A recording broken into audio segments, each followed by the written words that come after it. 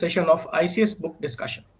My name is Amit Dogra, and I am a research intern at the Institute of Chinese Studies, and I am honored to serve as the master of ceremony for today's session. I extend a warm welcome to each and every one of you who has joined us.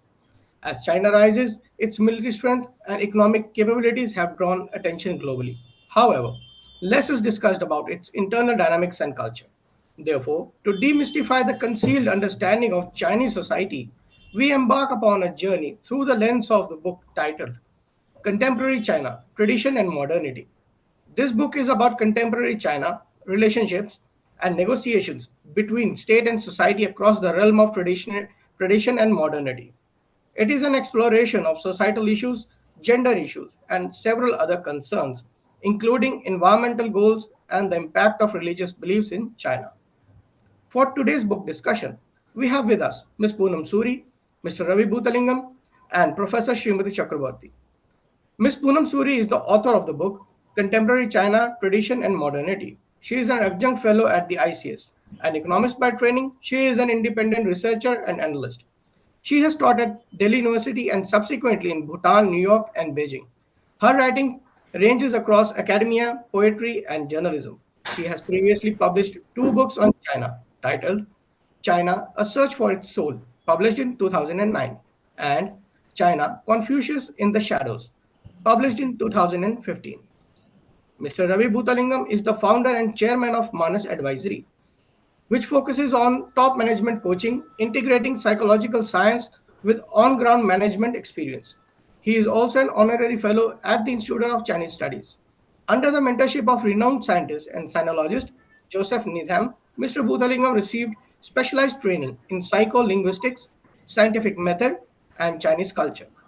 Throughout his career, Mr. Bhuthalingam has held prominent leadership positions in various fields, both in India and abroad. His research interests are Chinese economy, history, and Confucianism. He has written extensively about how application of science and psychology can enhance understanding between India and China. Professor Srimati Chakrabarti is the chairperson of the Governing Council and honorary fellow of the Institute of Chinese Studies. She is former professor of Chinese Studies at the Department of East Asian Studies, University of Delhi. She has authored several books, including China and the Naxalites, Mao, China's Intellectuals and the Cultural Revolution, and China. She has also edited Higher Education in China, Select Perspectives, and co-edited Taiwan Today. She has published several articles in journals, magazines, and newspapers and contributed chapters to books. In 2010, she was conferred China-India Friendship Award by Chinese Premier Wang Jiabao. Before I hand over to Mr. Ravi Bhutalingam, I would request all participants to adhere to some housekeeping rules. All participants are requested to remain muted during the presentation. You may post your question in the chat box or you may use the raise hand option during the interactive session. After the presentation, you will be called upon to unmute yourself and ask questions. Please remember to mention your name and affiliation while posting your questions. I now hand over the floor to Mr. Bhutalingam to take the proceedings forward. Over to you, Mr. Bhutalingam. Thank you, Amit. Uh, Welcome, friends, to this program, the book discussion program of the Institute of Chinese Studies. It gives me great pleasure today to welcome our author, Poonam Suri. I will not spend time on introducing her in detail. That has been done. But I would like to say that when she wrote her first book, that is China, A Search for Its Soul, I did a book review of that book, and we had a book discussion just like this. And at the end of that session, I remember telling her, we look forward to your second book. And now I'm very happy to see that not only has she written a second book, but a third book, the one that we are about to discuss just now. I think that you will find it a very interesting, if not an unusual book. The reason is most of the books today that are written in China, in India, about China, I would say about 80% are on geopolitics or security, another 10 to 15% maybe on economic relations. And in the balance, everything else is squeezed. Environment, social relations, culture, all the rest of it. This proportion seems a little bit skewed. And I think when we understand what those dimensions can add to our total understanding of China, we may take and we may be able to take very fresh views. Now, I won't say very much more. I will just set out the rules for the forthcoming session. Basically, Poonam will talk about the book now for about 20 minutes.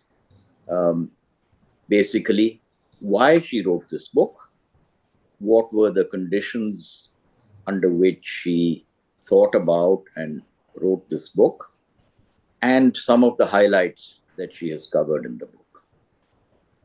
After that, Professor Srimati Chakravarti, who's also been introduced, she will add her comments for about 10 minutes. Poonam will speak for about 20 minutes, Srimati for 10 minutes, and then I will add my comments for another 10 minutes.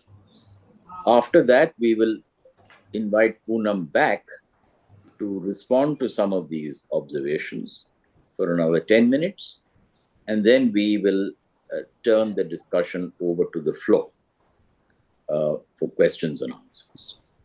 So that's the sort of state of play. I think Amit has already explained about the chat box and everything else, so I won't repeat that. So, Poonam, let me straight away ask you, why did you write this book? And what would you like to tell us about it? Thank you.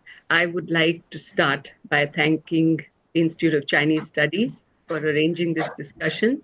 And thank you, Amit, for the nice introduction.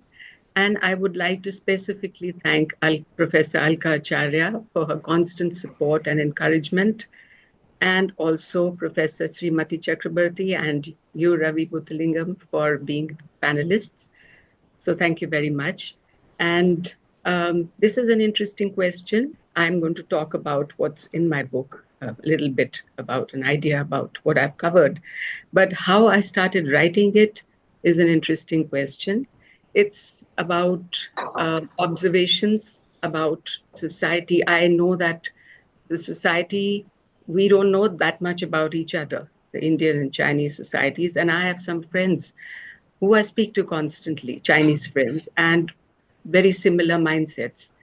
And then what happened was I started writing the book, and then we came upon this pandemic, and it totally took us over. And I remember, I'm just going to quote something from my book, and then I will go on and tell you what I've written. The recent coronavirus epidemic that has taken the toll around the world has made us realize how connected the world is, and how ultimately we have to value the humane values of life, and realize that without them, we are rudderless ships that follow a directionless path. So there were some thoughts in my mind when we went through this trauma that everyone faced, which I call a global earthquake. And this prompted me to write about a lot of things, about a lot of psychological and philosophical things, which I may not have written about. And this was because there was some connection to the foundation of what we are as humans and our relationships with the rest of the world. And these are all things which, as an Indian, I have written because my feet are firmly in the foundation of my soil. And I'm writing as an Indian, but with observations about China. And I came up with a lot of commonalities, and I wanted to express those and write this book. So my interest in China developed when we lived there. Beijing was lively and interesting. The country was beautiful, but a bit of a mystery. And I wanted to explore and delve into the mindsets of the current society and into the past, and to look at the commonalities with India and the many footprints across the terrain, which may still have significance for the two countries. Collaboration and cooperation could be the launching pad for the future, and the multiple similarities and commonalities could be significant for the so called Asian century, which was at one point in time quite significant. But things have changed. The fundamental reason for that is that China now believes that it has become powerful enough to impose its will not only in Asia, but in the world at large. But there is hope still, hope remains. To understand the society and culture of a country, it is important to delve into multiple aspects. Chinese society is changing in many ways, and there are many negotiations between the Communist Party, private companies, and society in both the rural and urban areas. And authoritarianism and control are accepted by society as a norm, as long as they are moving along a prosperous route under the radar of the party. And this is because of capitalism, the Confucian legacy of collective thinking may have been left behind to a certain extent. What we are seeing is therefore an amalgamation of modernity and tradition, of cultural values which are significant today in the globalized world and have merged into the material outlook of the world as it is today. Modern China is a complex amalgamation of political ideologies which are centered on the power of the leadership and capitalism with Chinese characteristics, wherein the private sector is curtailed by political factors and controlled by the party in many ways. Religion and spirituality are also factors which play a role in making people aware of their traditions and philosophies, and also as a calming balm and quite significantly as a fundraiser for tourism, but at the same time are being used by the party as a control mechanism. The ideologies which are being talked about by the leadership are Marxism with Chinese characteristics, socialism with Chinese characteristics, and the rule of law, again with Chinese characteristics, not to forget grassroots democracy and nationalism, which talks about the state for the people and people for the state. However, there is a complex relationship between the party and society, and there are constant negotiations with the people, as this audience knows. This audience needs no reminder of the successful China economic model, which, however, has begun to lose steam and needs to be transformed and reformed. The fact is that China is today the second largest economy in the world. And with a sound science and technology foundation and modernized defense forces, this provides China with opportunities to seek new ways and means of reforming and restructuring its economic system. For over 2 decades, it has been trying to go into consumption-led growth rather than depend on exports. However, new challenges have emerged, and to ensure that China can continue to grow on a sustainable basis and to reduce dependence on external technology, the focus has shifted to innovation and domestic technology development, including in all futuristic domains such as artificial intelligence, quantum, cyber, robotics, green energy, etc. The book covers societal issues, gender issues, and many other concerns, including environmental goals, the animal-human interface, and the impact of religious beliefs in China. Historical baggage plays a very important role in future decisions and optics, which are important in order to decipher the present and for the generations to come. The attempt is to look at the broader picture and a vision which looks at society through the lens of beliefs and ideologies, which shape the past and will be a precursor for the future. Living in China was a unique experience, and the beautiful, vibrant, and diverse scenery across the country added to it. The flow of the land, the rivers, and the mountains were a reminder that the world is one. Each country has its unique character and makes its mark in the world. Nevertheless, change is inevitable. Tradition and ancient philosophies are again being searched in order to give us answers to the questions in our lives. Xi Jinping talked about the Chinese traditional culture, which includes pursuing common good for all, regarding the people as a foundation of the state, governing by virtue, selecting officials on the basis of merit, promoting harmony between humanity and nature, and fostering neighborliness. He emphasized that history and culture are important and they should make the past serve the present and provide a solid foundation that enables China to have a firm footing amidst global cultural interaction. The beliefs, philosophies, and ideologies of the past shape our contemporary beliefs and ethics, even though in this globalized world, imbibing from other countries and communities, and adjusting and adapting to the new norms is a given as we move on to an era which gives us access to multiple options which can improve our lives in many ways. The ritualistic and symbolic history should imbibe the contemporary and hence should be an amalgamation of the traditional and modern. The crisscrossing of footprints and caravan tracks is scattered all over the Silk Road. One would say that across the different boundaries and borders of the Asia, an attempt can be made to develop a common ground for a deeper understanding of Asian values and philosophies. If we look at the sacred geography of the Asian subcontinent extending towards Central Asia and China, we can see the footprints of Buddha in North India and subsequently of Buddhism across the region. Footprints of well-known scholars such as Kumarajiva extend from Kashmir to central China and have left their mark on the translations of Buddhist sutras, which can be heard along with the bells of the temples and the shlokas in the courtyards of the Buddhist temples across China. And the word Amitabha, which is a common slogan put forth by Hui Yuan, the Mahayana Buddhist monk in China, to be chanted by the Sanghas and by the citizens, a single word rather than going into deep rituals. And we also hear a lot about people's Buddhism, which is actually not rituals, but across society, ethics. Since antiquity, borders and territories have been an inseparable part of nation building. Nomadic cultures, tribal clans, and cultural similarities have played a part in shifting the balance in politics. Power blocks and conflicts have been a concern since time immemorial, but since the beginning of the 21st century, there is a fresh consciousness of these equations. Terrestrial and territorial issues persist as roadblocks, and added to these are maritime concerns in the case of Asia, the focus being the Indian Ocean, the South China Sea, and the Indo-Pacific realm. The conventional techniques of force and domination are not the way to go, and as insecurity and uncertainty increases, we need to rethink and reassess the future with a view to minimizing human conflict and finding new instruments of peace and nonviolence. Society governance and political maneuvering and negotiations have been a part of the statecraft of all countries since ancient times. Looking at contemporary China, negotiations across the realm of society and the party state, ideologies and governance are interconnected and intertwined and play an important role in the treasury and exchequer and the progress of the economy. The relevance of Chanakya or Kautilya and Confucius and the ideologies associated with them have been discussed in this book.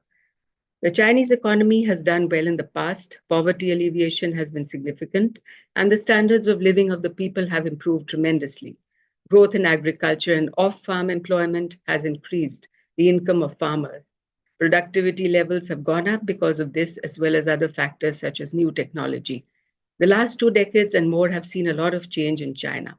The reaching out to the world, the coming out party at the Olympics 2008, the effort to be a part of the globalized world through people-to-people interactions and trade agreements were positive factors for the Chinese economy, as well as soft power initiatives as far as the world is concerned. However, surveillance and controls have increased tremendously. China has advanced economically in the technological and many other fields. For domestic circulation, rural revitalization plays an important role in the development plan. Rural cultural industries can promote domestic circulation, and hence it should be recognized that rural cultural industries and products are part of this policy and will have a positive impact on the economy, enrich people's needs for diversified consumption, and encourage rural people's wealth accumulation.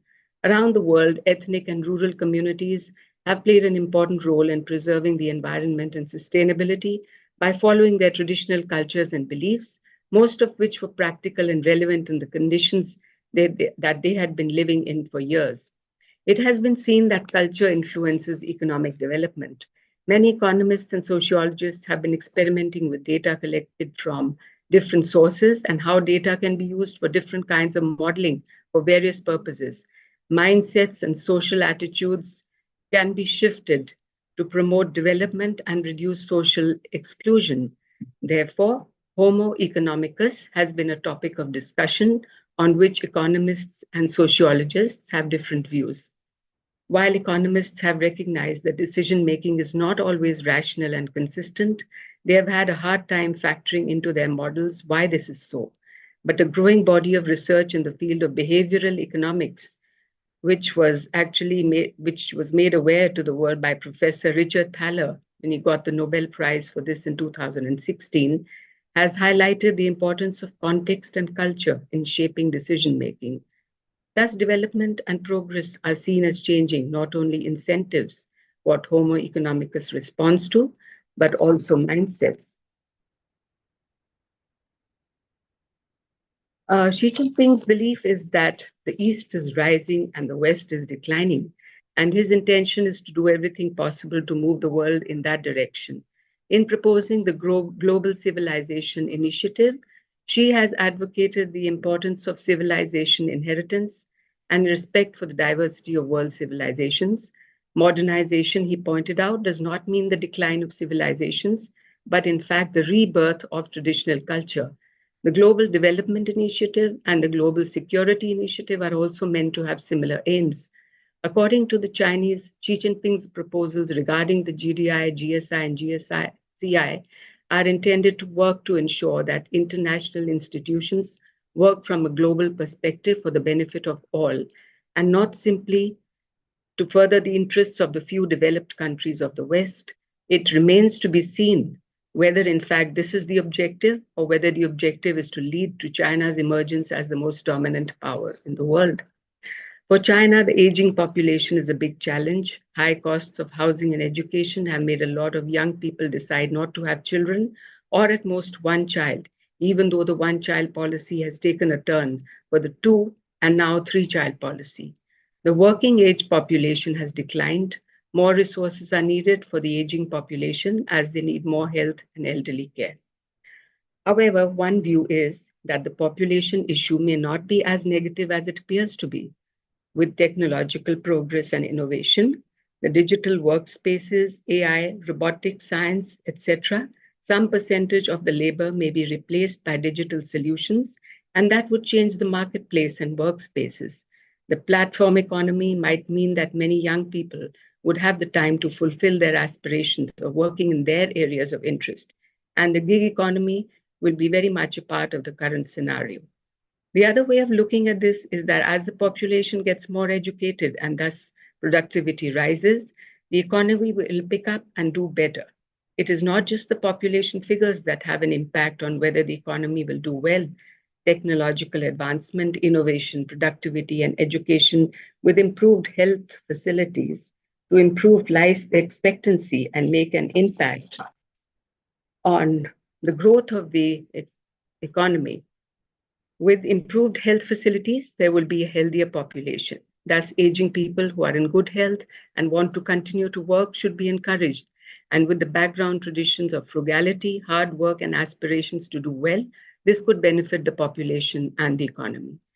It will be beneficial for the Chinese economy if the government encourages the private sector by supporting private companies and markets. The Chinese society is on a roller coaster ride.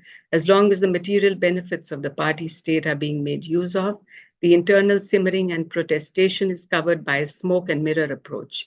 There are strong crackdowns and restrictions, but also monetary benefits of alliances with the party and the leaders of the leaders. As of now, the leadership of the party continues to put restrictions on private sector and reinvigorate state-owned enterprises.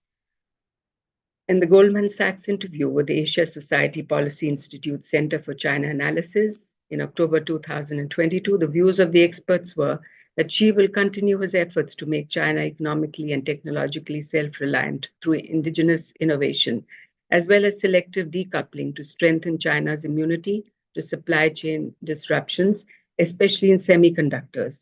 He will also persist in increasing his ideological control over the party and the party's control over all aspects of governance and life in China, including through crackdowns on internet speech and cultural freedoms that he sees as dangerous avenues for Western liberalism to infiltrate China. Increased investment in China's new infrastructure related to technology and digitization is predicted to have a positive impact on many sectors of the economy. Social productivity will increase to a new level with the increase in databases. Digitizing the Medicare system, for example, would save resources which can be used for other sectors. Ultra-high voltage would also benefit the different industries. The railway system and transport sector are being boosted with increasing density of urbanization and increase in smart cities and hubs. Digitization will facilitate data collection and power distribution and enable the mass computing power to benefit the industries. The accelerated trend to shift from offline to online processes in various fields, such as education, etc., the increase in data centers, electric vehicle centers, artificial intelligence, and Internet of Things will have a big impact on industrialization and numerous other sectors. Technology continues to revolutionize with the increased numbers of 5G centers, and satellite internet provides a complementary addition to the 5G base stations. This includes ramping up of digital infrastructure, adoption of industrialization IoT, and the vast size of the industry sector, investing into digitized green and more software. Are traditions and religion a growing challenge or an opportunity for the Communist Party of China? As has been discussed, it is interesting and relevant to observe how religion, especially Buddhism and Confucianism, as well as other traditional philosophies like Daoism, are faring in the current dispensation, whether they are in favor, and if so, to what extent must they be contained in order to be of use to the Communist Party. The interesting point is how the Communist Party balances its control, keeping in mind the mesmerizing pools of wealth and the desire for even more wealth and success among the Chinese people, and keeps the two in tandem with its own trajectory to maintain control. There is little doubt that as long as the people have a good life and plenty of money, the party will be able to carry on along this path. Together with the wealth, it obviously has been realized that a peppering of tradition and religiosity would add to the success. However, there is definitely simmering under the surface dissent and anger, which might just be vented out in the future, much to the chagrin of the leadership. Religion may therefore not exactly be the opium of the masses, but certainly something that a lot of people are turning to in order to balance their lives, which have been changed with the materialism and wealth which economic development has brought. The issue today is more a humanitarian one rather than a religious one, for it underlines that humans are not machines and never will be. However technologically advanced we may be, the values of human communities and interactions are extremely important. Governance implies different things in different setups, communities, and countries, but ultimately it is the humans who make up the economy, and thus behavioral economics is the way to go, however relevant mathematical equations and analysis may be. Youth unemployment stands at a record high. Economic uncertainty has driven temple visits and tourism to new heights, according to analysts and travel websites. No school going, no hard working, only incense burning has been a popular hashtag on social media since March 2023, referring to a growing trend among young people in China who escape a pressure cooker society by going to temples to pray for luck. Incense burning youth has become the #1 catchphrase in China's tourism industry this year. Ecological advancement has also been given importance. Conservation, pollution control, and sustainability are being given due importance, and the pledge is to reach peak carbon emissions reduction before 2030 and achieve carbon neutrality before 2060. As correctly stated by Tan Sen, religion and culture lubricate the wheels of commerce. The world is a conglomerate of boxes, various cultures and social faiths, which stand in a common space, where on the one hand they have their own identity and beliefs, and on the other there is a whole sphere where the boxes fill a space which is common to the world. The Chinese society is on a bumpy ride. There was, as we know, a demographic U-turn, and this is not working as of now. As young couples are not seen keen to have more than one child because of high expenses, lack of domestic help, as inability of the older grandparent generation to look after their grandchildren, as the young couples have moved to different cities and are now nuclear families. The philosophies of Buddhism, Confucianism, and Daoism are still relevant, and filial piety, respect for elders, face saving, and networking are now taking on a different stance with the moving tides of modernity.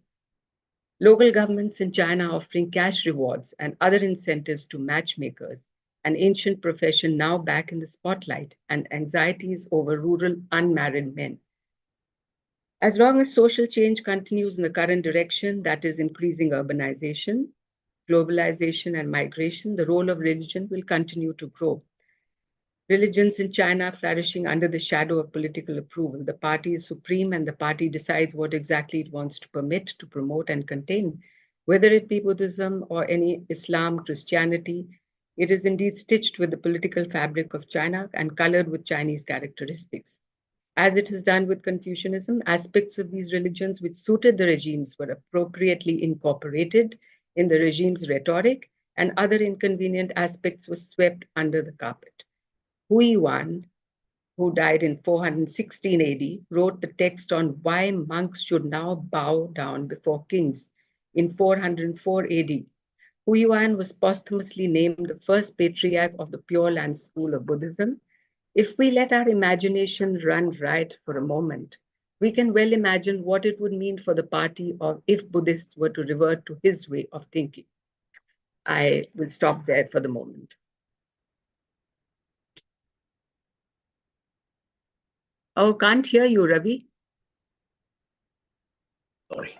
Yeah. Can you hear me now? Yes. Thank you very much, Poonam. I think in a little over 20 minutes. Sorry about that.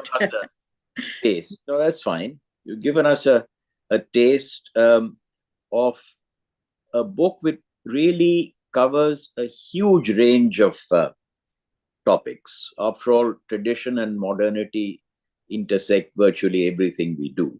So I think you've opened the gates, as it were, and in the discussion to come, I'm sure very much more of the book will be explored.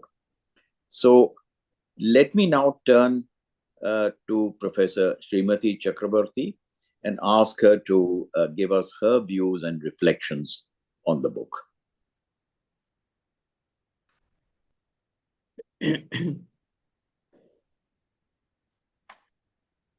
Can't hear you, Srimati. Srimati, you'll have to unmute yourself. Okay, can you hear me now? Yes, now we can hear you. Okay. I begin by congratulating Poonam for writing such an interesting and useful book, and I enjoyed reading it, and I'm sure others also will, get a lot of information about China from this book, and this book was like a breath of fresh air because it is so different from, as Ravi said, books on strategy, geopolitics, foreign policy, etc. So that way, this book makes a useful contribution to the study of present-day China.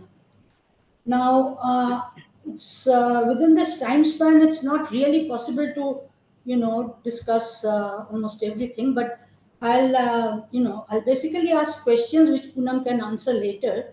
But every question will have a little background to it. Now, I begin with Buddhism.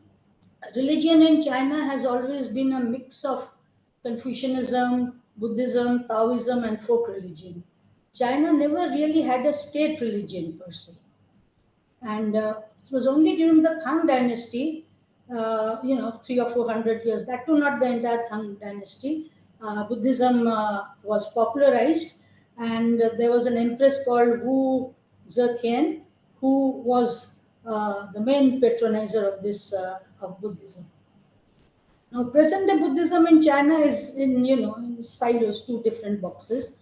One is Tibetan Buddhism, and the other is non-Tibetan. Tibetan Buddhism is looked at with some suspicion for obvious reasons, and it is the non-Tibetan Buddhism which is patronized by the state and the party.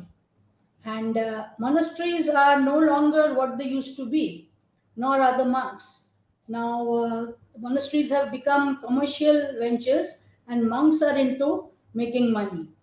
And corruption is rampant.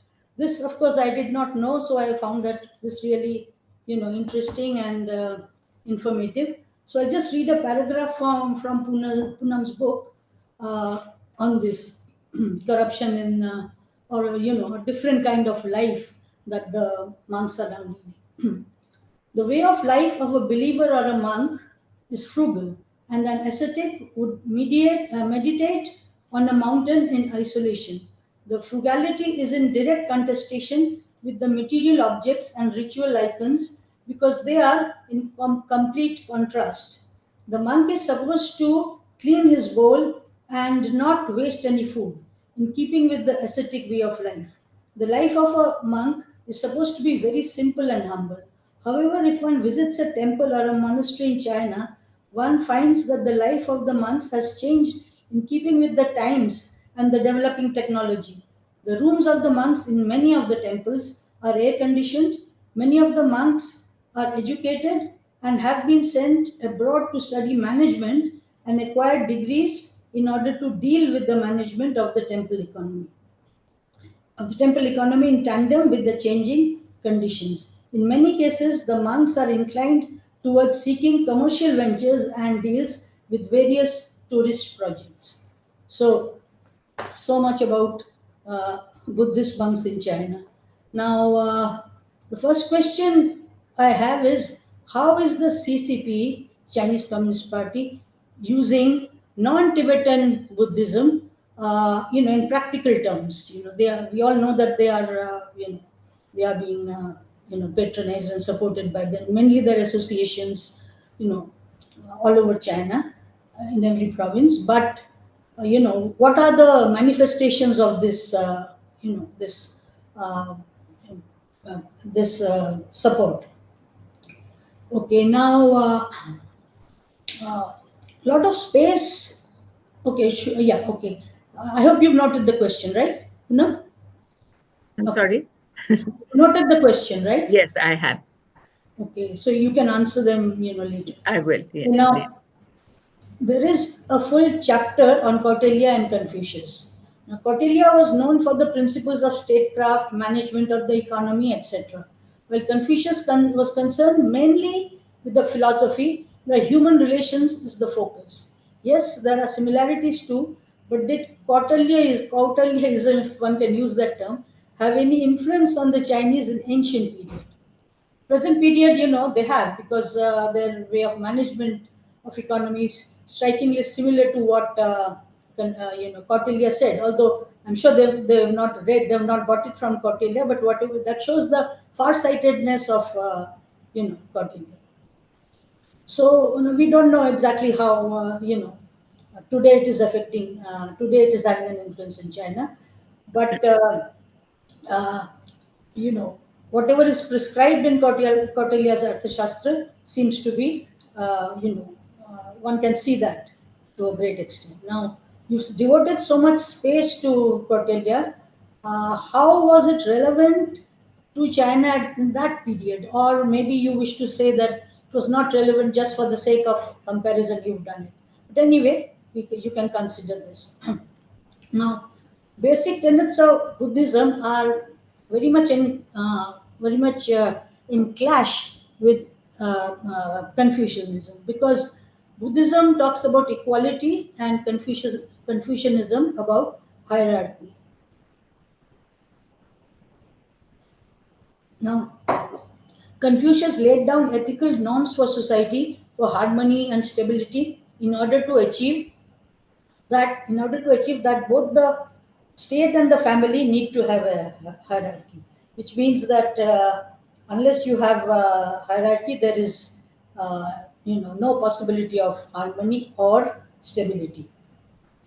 So therefore, around the time of the May 4th movement, uh, Confucius is condemned by progressives because he talks about inequality in society. And not only by the progressives, but the liberals, the Marxists, and other elements who were other people who were participants in the May 4th movement, they very, very strongly criticized Confucius. And Confucianism for some period was completely thrown out of China. And Mao also condemned Confucius in many ways, especially during the uh, campaign against Lin Piao. Mao and Lin Piao was, separated ways sometime in 1969 or 1970, and before Lin Piao was killed, he and Mao, had very strong differences of opinion. Now, and the campaign that was lodged at that time was called Anti-Confucius, Anti-Lin Piao campaign. Okay, now it's true that Mao was opposed to Confucius, but or everybody else, in the party was. But how is Confucius related to, Lin Piao? You know, I'm not at all, sure about that. So, how where Lin Piao, I don't think ever said that Confucianism is something which should be upheld or whatever. However, in the post-Mao era, Confucianism has come back with a vengeance, as we all know. Uh, Now, what is your take on this? Why? Of course, one reason people give is that the China needed an alternate ideology because Marxism-Leninism was, no longer, no longer the dominant ideology. But one can also say that in the period after Mao, we have, a very, what should I say, a very very visible, uh, visible ideology, one can say, of Deng Xiaoping. He talks about four modernizations. Then comes Jiang Zemin, who talks about three represents, and then Hu Jintao, scientific civilization or something like that. And now Xi Jinping is talking about the China dream and a few other things. So it's not that China has been totally bereft of ideologies. So I'd like to know from you, what do you think about this? Okay, now uh, the Xi Jinping era. Xi Jinping era occupies a lot of space in the book, and why not? Because we are writing. I mean, the book is being written during the Xi Jinping era, and we are all, interested to know about this. Xi Jinping, in his speeches and writings, has considered every subject under the sun. There's not one thing which he has left out. Now he's considered to be very, very different from his predecessors, and sometimes it is said that he's, close to his actions and his style of doing things is close to that of Mao. Now, uh, regarding the question of modernization in China, how is she different from Deng Xiaoping, Jiang Zemin, and Hu Jintao? That's you know, another question. All right. Now, let me move to something different. Unemployment is a major Srimati, issue. may I just remind you that you I know have 2 minutes. time is passing. Is this your Okay. Just 2 more last? minutes. Okay. Yeah. Unemployment has been a big issue in China. So, how do the job seekers therefore look at the regime? Did you get an opportunity to speak with them? I think that's all I have. Uh, Yeah. So, let me one more point. Yeah, I'm very glad that you have a chapter on gender disparity, something which is increasing by the day. The May 4th movement was a landmark in promoting or upholding women's equality, and so did Mao. From even before he became a communist, he was a feminist. Now, not only societal discrimination, but also the state is indulging in discrimination against women. And and one example of this is that the retirement age for women is lower than that of men. Women retire at 55 and men at 58. So, and there are lots of issues, objectification of women, issues that capitalism brings in every society. So, in the earlier period, the All China Women's Federation was quite active. You know, uh, they were very much opposed to women. That when reform of state-owned enterprises was taken place, women were the first to be fired, and they were fired in larger numbers than men. So that means, and the ACWF, raised this issue. Now, today, can they play a meaningful role under the present circumstances? I think that's all I have. Thank you. Thank you, Srimati. I think you brought out many, many dimensions of the book. And I rather fear, Poonam, you are going to be swamped with a number of questions. That's only a foretaste. I have a No few more, problem. but I'll try and limit mine so that we still have enough time for the audience. Well, let me start off again by offering my congratulations and say that I enjoyed reading this book. I would describe it as a reflective book. You explained the circumstances under which you wrote it during the pandemic, which of course uh, promotes this kind of introspective thinking.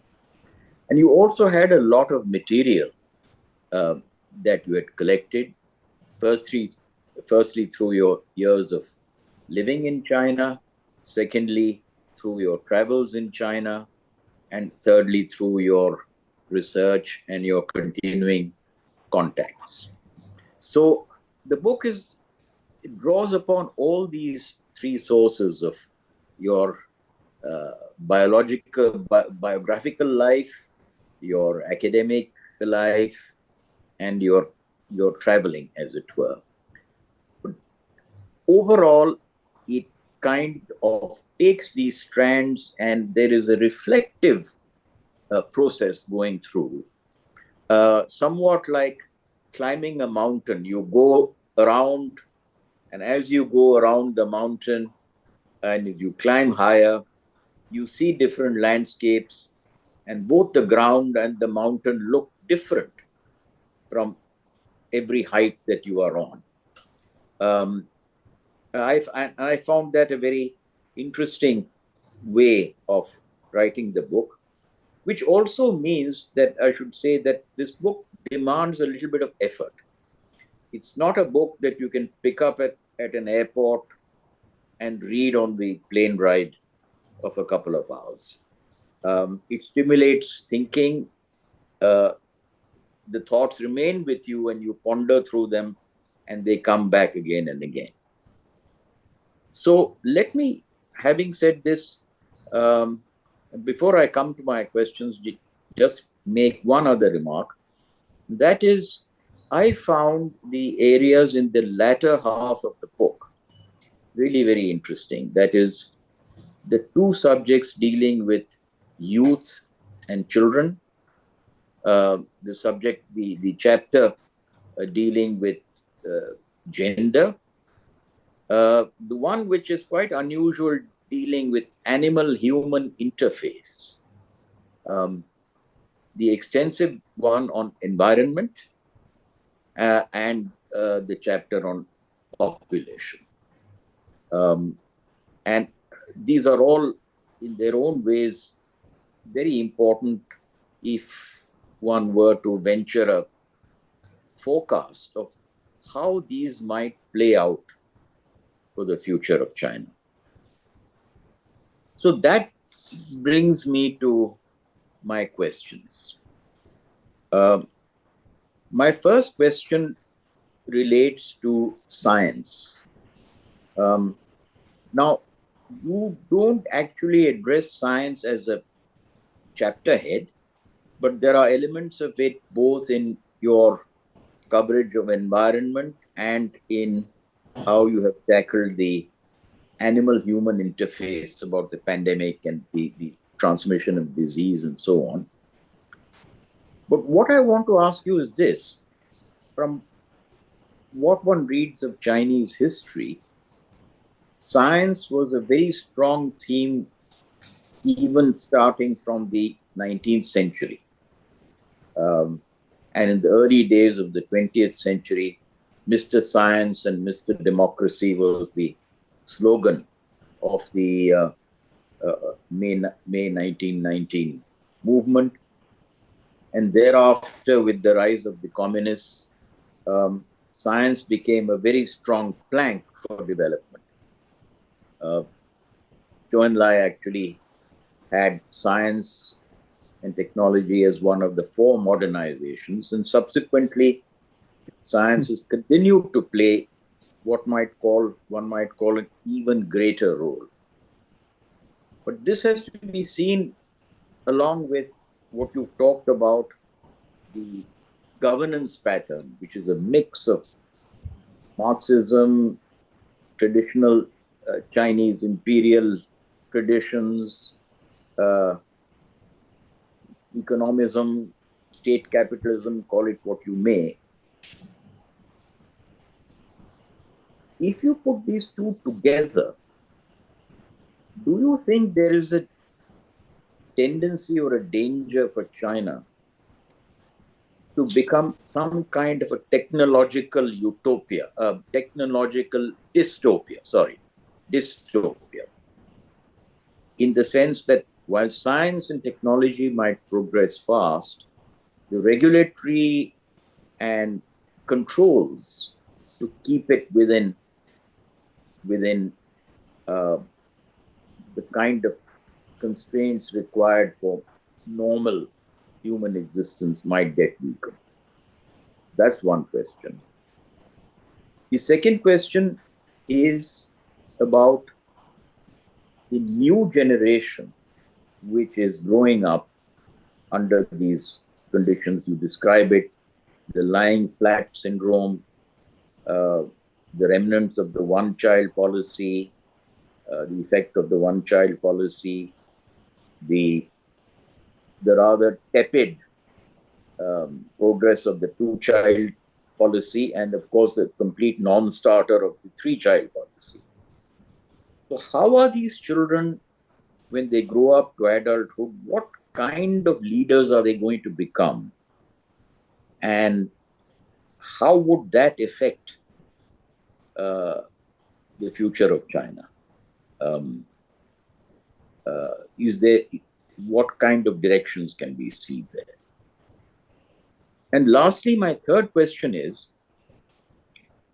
you have pointed out a number of commonalities between India and China, the principles of ancient governance in both being very much based on moral character of the ruler, who's focused on the welfare of the people, for example, whether it's called dharma, whether it's called the or ren or so on, and on the family, the accommodative traditions and so on.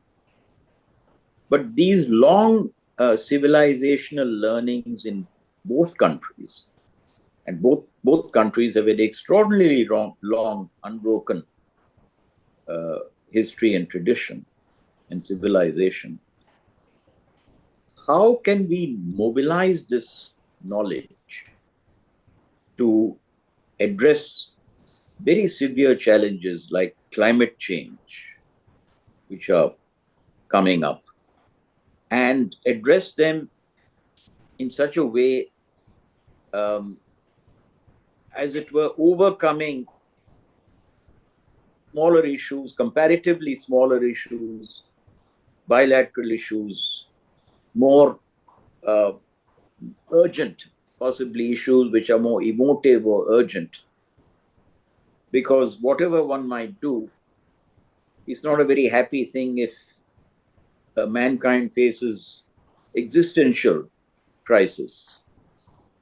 And somehow one feels these two ancient civilizations, if any, are the ones to give a lead. So let me stop there. I think there's quite a lot on your plate, Poonam. So I think, say 10 to 15 minutes. Okay, 10 minutes if you can. Okay. A little more if you must. Okay. Okay, so I will take Srimati. Thank you for your warm comments. So I wanted to take these questions which you have asked. And the first one was about Buddhism. So there are many benefits that the party can get from non-Tibetan Buddhism. First of all, it's a way of calming the society, especially the younger generation. It's a balm. And there are ways in which the Buddhist Association helps people by giving funds and social services to the needy and vulnerable, which are more preferable for the party than the NGOs giving them. So that is it's a way in which they are actually benefiting from the Buddhist, way. The online meetings, when somebody's during the pandemic, there were many people who died, people's family members. And they used to have these online meetings, which were actually much more preferable for the party rather than physical meetings in temples, where a simmering anger would lead to revolts. So they did not want that. So in that way, it helped. The Buddhism helped, Buddhist philosophy. Now the tourism and the fundraising has become a multi-billion-dollar industry. The funds raised are very useful for the party, as pilgrimage to the Buddhist temples is very popular nationally and internationally. And then soft power initiatives to the Mahayana Buddhism countries. Now, there are some countries where Theravada and Mahayana are there are both, and some in which it is not very clear. But the soft power initiatives, and especially as I was told when I was there, I went to meet the director of the temple, the Fai Yuan temple, and he said China is the center of the Buddhist world. And I was a bit surprised to hear that. But this is the soft power initiative which they can, connect with the other Buddhist countries in Southeast Asia. And yes, of course, corruption. There is corruption, and that is also, I've read about it, and I've been told by one of the monks in the temple that there was corruption. So some people are actually preferring Tibetan Buddhism, but this was not permitted by the party. As you know, it's very clear. So they have tried to keep them within bounds. They keep watch on the temples. There is a person who is in charge of, from the party, who is in charge of controlling what happens in the temples. And also, as we know, the abbot of the temple, who was the president of the Buddhist Association of China, was actually removed because of sexual harassment. So there are many ways, there are many temples where a lot of money is made, but the party is trying to control that. So this is what is my take on the Buddhist issue. There have been marked increase in Buddhists in China in the past 20 years, and 5% to more than 18.3% in 2023 of the population, now estimated to be 300 million, and some hidden Buddhists because they don't always show up as Buddhists. And then we come to the issue of Chanakya and why it has been, spoken about or written about in the book. And this is relevant in all societies, whether it was in ancient times or in the modern era. Statecraft, politics, and the economy, military strategy, all are included in the Arthashastra. Relating to societies and governance is something which is obviously all over the world. Some scholars have called Chanakya the pioneer economist of the world and the Indian Machiavelli.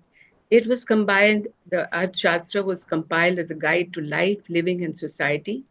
And the four methods, which I'm going to briefly mention, are the Sama, which is conciliation, Dana, gifts to develop relationships, Bhed, that is rupture, and Dand, punishment, are applicable not only in polity, nations, and the corporate world and foreign policy, but in all human relationships. Role of the state in accumulating and sustaining the wealth of the nation, welfare of the people, norms for the ruler and ruled, also deliberations on neighboring countries and their relationships on alliances, treaties, and the conduct for policy based on power play and penalties and rewards are given to citizens of all categories.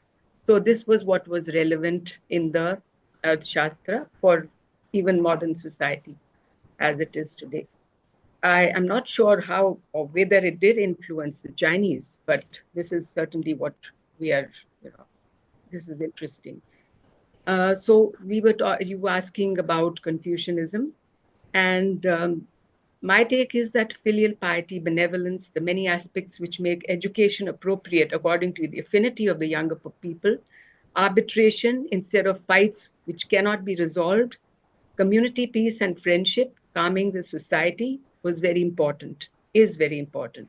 In the corporate sector, profit is not the only important purpose, according to Confucius. We need to look at the benefits of people, educated people rising in the fields they are in, etiquette, manners, the exams which people have to take lead them to promotions, and the system also was against corruption. As we know, Peter Drucker said, who was the management guru, said that Confucian ethics is the best management strategy. So I feel that these were the things that are being used by the party state. But we know that there was a statue in Tiananmen Park, which was put there in 2011 and was removed instantly. Confucius, statue of Confucius. And when I went and spoke to these people, they said that this is certainly not the ideology of the party. So there are different ways of looking at it. Some of the things which have been swept under the carpet because Confucius said that if you do not like the leader, then you can remove the leader. And this is not something which the present dispensation will permit. Technological advance, cultural priorities now, surveillance, control mechanisms, and more strict approach, more controls. More than modernism, it's a reversal of some issues. We were talking about the Xi Jinping era and how it's different. And the downsides are that technology can be used in ways which are more aligned towards surveillance and control.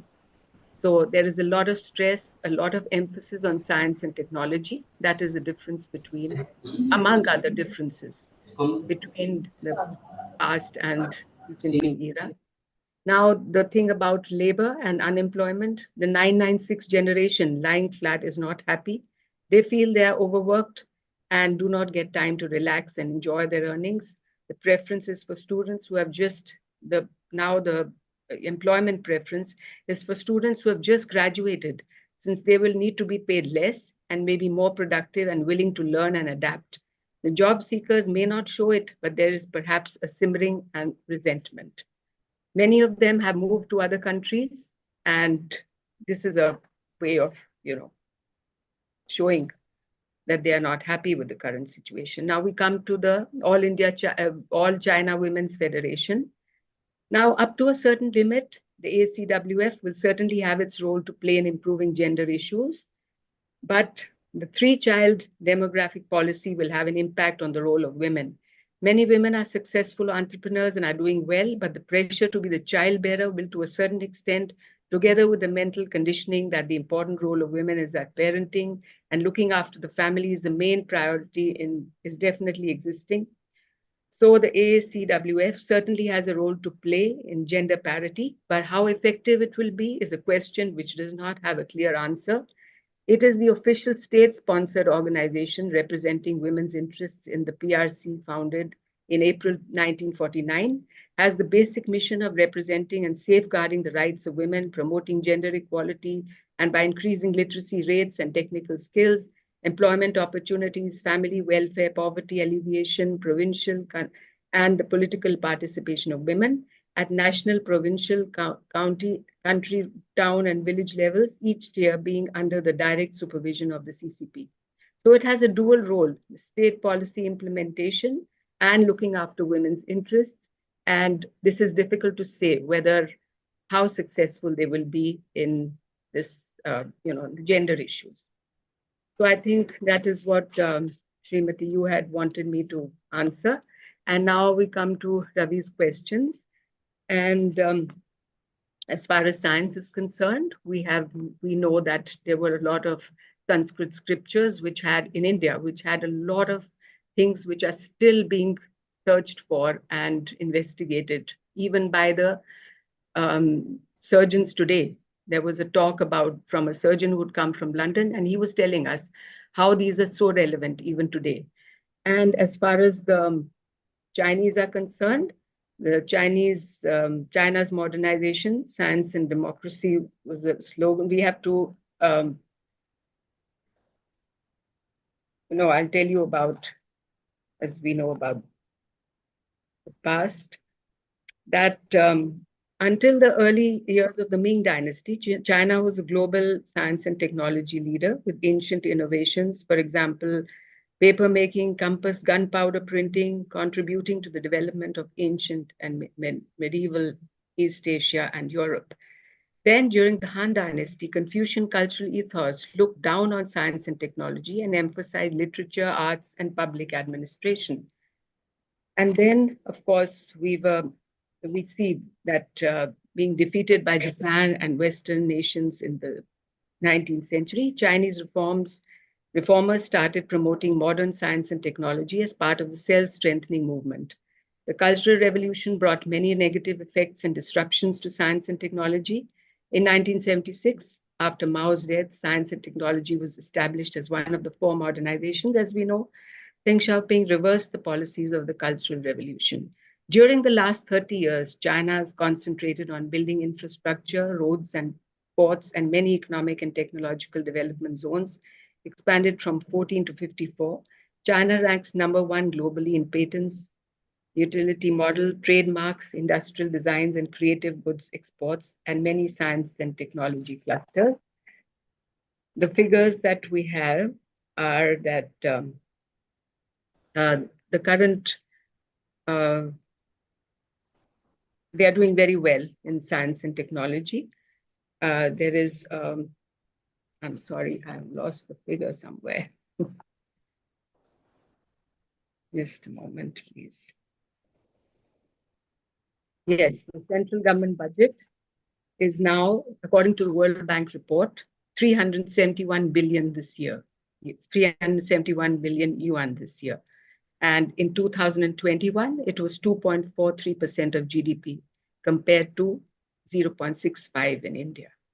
So they're doing very well. They're investing a lot of money. And as we know, Xi Jinping is emphasizing and giving great importance to science and technology.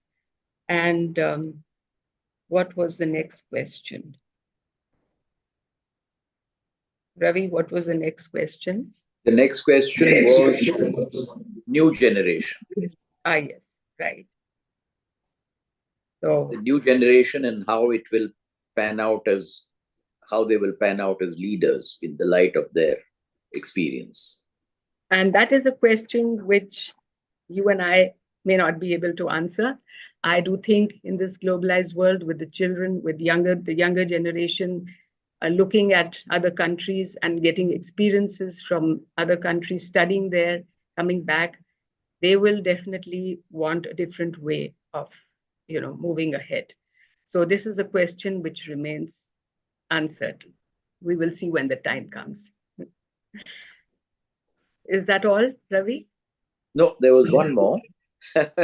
It's quite a load, I can understand. The one about how India's and China's civilizational learnings, traditions can help us manage the existential crises which are coming very rapidly at us by way of climate change and other things. Despite our mutual issues with each other and other countries. Okay. So, well, in a way, the cooperation could have made a big difference. And of course, we cannot deal with the whole world and solve all the problems of the world in terms of climate change and environmental issues. But being populous countries, we can certainly make an effort.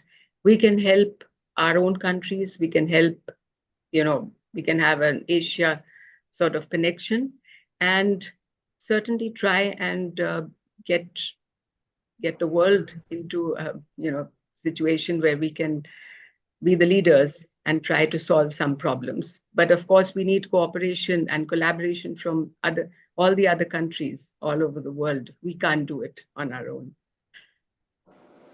Thank you, Poonam. It's a vast range, as you can see from these few questions that have come up. And it just shows you the kind of, the sort of plethora of issues and reflections that come to mind when one reads your book. So let me now go on to the chat box and to the participants. I can't see anything in the chat box, but Amit, can you see any questions? I see one. As of now, we don't have any questions in the chat box. Oh, okay. Right. Any raised hands? No, as of now, nobody has raised. Anyone would like to ask a question at this stage? If so, Mr. please. Buthalingam, we have a raised hand from Era Mushraf.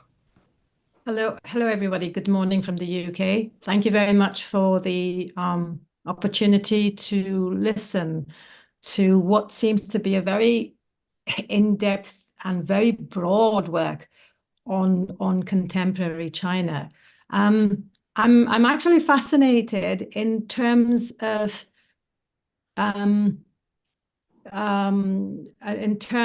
your approach to these ideas.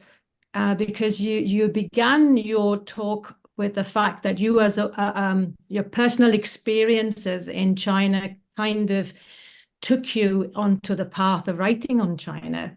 So when I read about the gender issues that you were touching on, I thought that would be interesting for me to understand that as a woman from the Indian subcontinent, when you are living in another country and you are writing about gender issues in that particular context, what were the nuances that perhaps you felt have changed over the years? So when you were there in the past, and now when you're writing on, so you touched on certain things such as the family business, the role, the encouragement of having more families now, moving away from the one-child policy of China. So naturally there is a change. So how do you look at those changes in contemporary China? So I'd be interested from that perspective, if you don't mind. Thank you.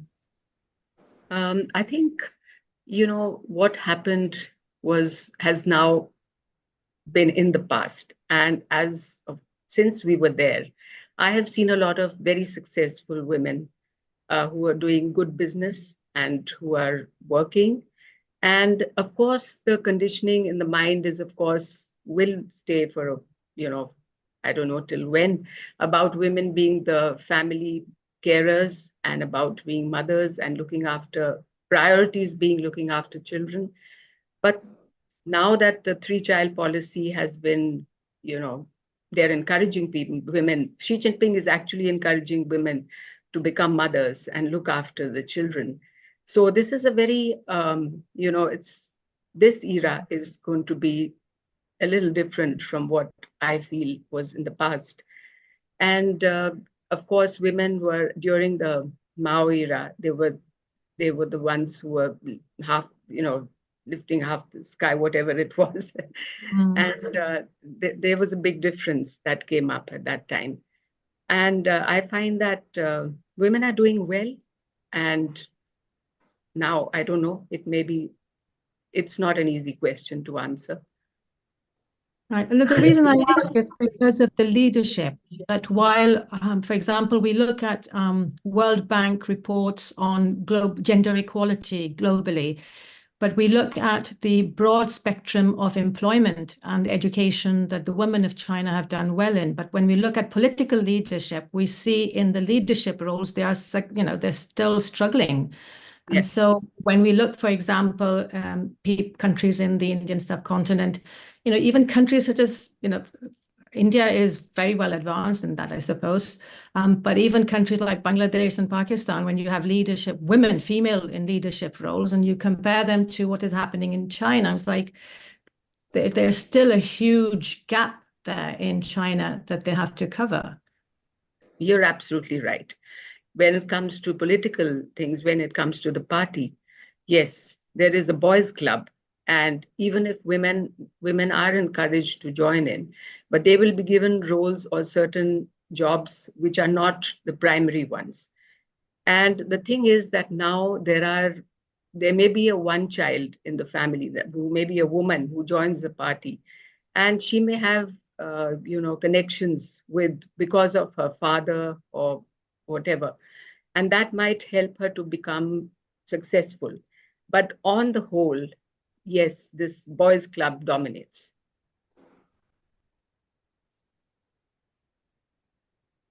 So they need to do a lot for that. Thank you. I think several questions have come on to the chat box. Amit, could you read them out? The Mr. Rajkumar is asking, how do you view the current state of Vajrayana Buddhism in People's Republic of China in comparison with Mahayana Buddhism, Confucianism, Daoism, and Catholicism? And what are the CPC's views on it? I think Buddhism is one of the safer ones as far as the party is concerned because they have control over it. Christianity is thought of as bringing influence from the West. They are not very happy with that, although they had, they had sort of handout of arrangement with, uh, you know, with the Western side, and they had also tried to put, these people who were approved by them. But I think Buddhism is considered to be a more peaceful and more controllable religion. His question, I think, focused more on Vajrayana Buddhism, the Tibetan version.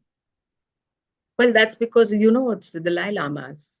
I think that's why they don't encourage that. So they don't, have trust in that. That's why this is the Buddhism that with Chinese characteristics is the favored one, the Mahayana one. Thank you. There's another question addressed to Ms. Suri. Can India regain her Western heaven status in the mind of PRC's people in medium to long term, as India could become second economy in the world after PRC as of 2050? Could you please explain that question to me again? I'll repeat that question, ma'am. Can India regain her Western heaven status in the mind of PRC's people in medium to long term, as India could become second economy in the world after PRC as of 2050? Well, I think, this is a question which will need some time for us to decipher what's going to happen. Yes, there is a bit of a gap between China and the USA, and India is moving closer. So we'll have to wait and see what happens. There is another question addressed to Professor Chakrabarti. Can China and India have a new module Vivendi based on Chindian culture in Indochina, and has PRC and India researched over it? Whether there is research on Chindian culture. Chindian culture, okay. I don't know if there is something called Chindian culture really. That was, an imagination of Jairam Ramesh. He wrote a book on that. But I think that Chindia period is now over, and honestly speaking, it was never there except those, 7 or 8 years of Hindi Chini Bhai Bhai. After that, things have not really been good enough to think of, India and China as, co-partners. And even today, that is the case. Poonam mentioned that India's recent, closeness with the United States is very much resented upon by the Chinese. And historically, actually, it's little, what should I say, little unfortunate that in the 19th century, because of British colonialism, Indian and Chinese, India's and the image of India in China, you know, deteriorated very, very fast because in areas where the British had their concessions, the security guards were all Indians, and they would beat up the local Chinese for anything that was perceived as wrong. And for the average Chinese, the Indian was the enemy because they did not understand, they did not quite see, that they were being, made to do this by their employers, and these people were doing it because that was the bread and butter to go and work in China. So this kind of a dislike for India continued, and in a way it continues still today. If you look at social media in China today, you will find that there is a lot of condemnation of India, especially in the last few years. So I'm skeptic about this. I don't know whether Chindia will ever come into existence. Maybe 50 years from now, not in my lifetime at least. You may see it. Sorry, I shouldn't have taken so long to answer this. Next, Professor, there is next. another question addressed to you. What is the status of Chinese research over Indian literature on China after 1980s and 1990s, which has been in decline as both countries turned towards Western world? Who is this question addressed to? To Ma'am, you, to you, to ma'am. you. To me. Well, Yes. well, okay. What about literature? India. Well, I think Shaburi is the best person to answer this. But Indian literature in China. That's what uh, the Yes, Professor. question is. Indian literature in China. Well, Yes, Professor. Tagore is still very popular, and some works of Premchand have been translated.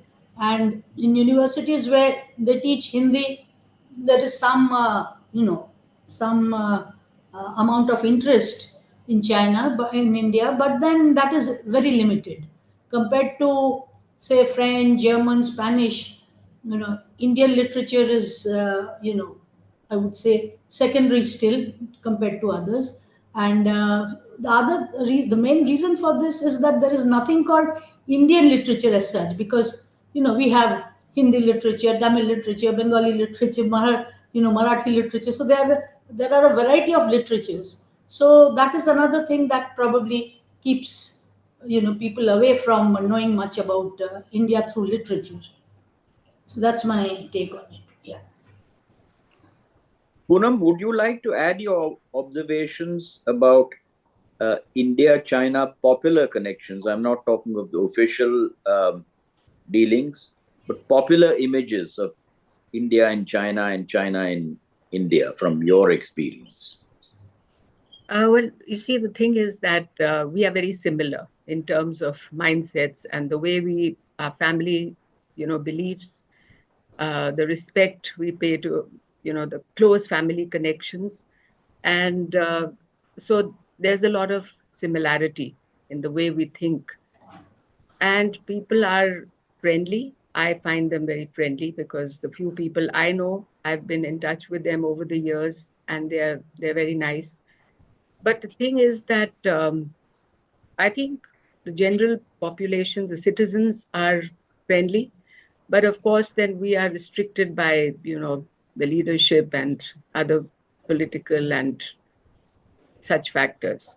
So, as far as the literature is concerned, they are very interested in Gandhi, in Tagore, in other philosophies. I have seen a lot of academics who have come to India to search for these things, to actually find them.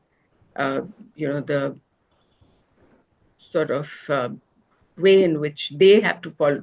They want to make their philosophies somehow attuned to our Indian philosophies.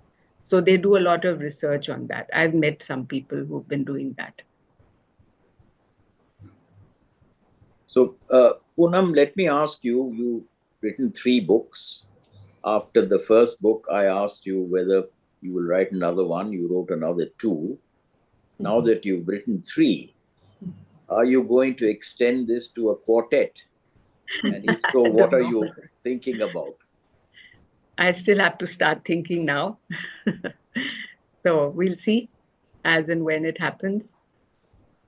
Probably some of the questions in today's discussion might have given you food for thought. Yes. And if so, maybe a germ of an idea might have arisen to which we Exactly. can It all might look just forward. grow into a little tree. Yes. You're right. I hope it does. Amit, if there are no other questions, I think then we can draw the session to a close. Is there anything else there? There are no questions in the chat box as of now. We have addressed all and nothing in the YouTube chat box. Right. Then, Poonam, let me once again thank you on behalf of the Institute of Chinese Studies and all those who are listening right now. And this session will be on our YouTube channel as well later on. So many more will be able to see it. I personally think your book will arouse a lot of interest. Even in this short session, you've seen the range of questions that have come up. And I look forward to many more discussions on this subject amongst our everyone who's interested in discourse between India and China. And Thank you very much once again. And the fourth book. Thank you so much. Yes, Thank you. fourth book by popular demand. Thank you, Srimati. Thank you, Poonam. Thank you, everybody. Thank you very much, all of you. Thank you, Mr. Bhutalingam. I seek your permission to formally bring an end to today's session. Fine. Please go ahead. With this, we conclude the session and express our gratitude to Ms. Suri, Professor Chakravarti, and Mr. Bhutalingam for taking time out of their busy schedules and sharing their time with us. The video of today's book discussion will be accessible on the ICS YouTube platform. We extend a warm invitation to all for the upcoming Wednesday seminar scheduled for 24th April 2024. Details about the event can be found on the ICS website, or you can also subscribe to a